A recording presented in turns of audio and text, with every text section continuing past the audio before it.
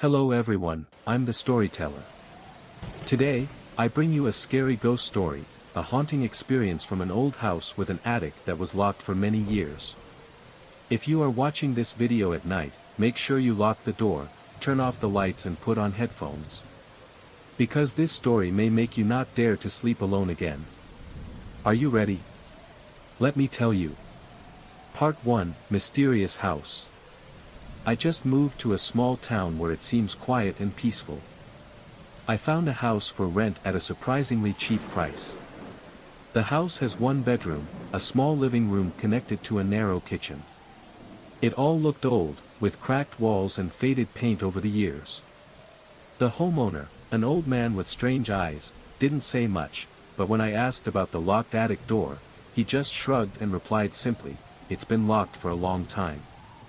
There is no other explanation. That ambiguity makes me even more curious. Why lock it? What's on it?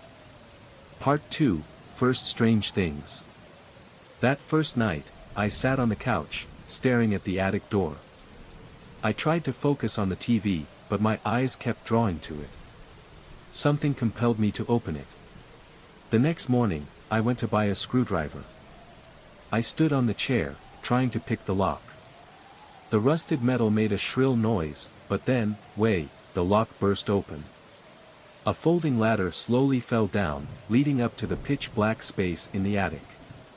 A cold breeze passed through my body. The air up there was heavy with a musty smell. I climbed up. Part 3, The Attic. The space in the attic was darker than I expected. A small, dusty window shined with pale light.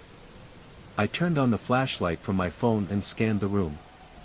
Old boxes are scattered, covered with cobwebs. Then I saw it. A large mirror, with an ornate metal frame, stood against the end wall of the attic. The mirror glass is opaque and has strange stains. I walked closer and shined my flashlight on it. My reflection is blurred. For some reason, I felt shivers. The wooden floor under my feet suddenly creaked. I held my breath. Part 4, Head Noise. I left the attic and slammed the door. But from that day on, every late night, I heard noises on the ceiling. At first it was just a light sound like the wind, but then, it became the sound of footsteps. Slowly. Heavy.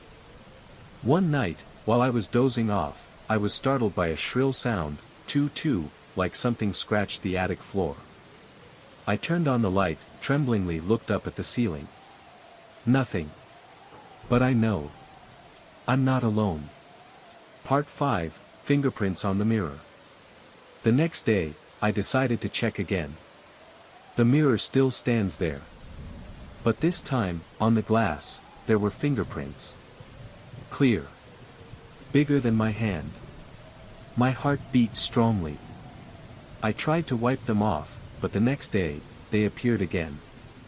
This time, the fingerprints were bolder, as if someone had pressed their palm firmly against the glass.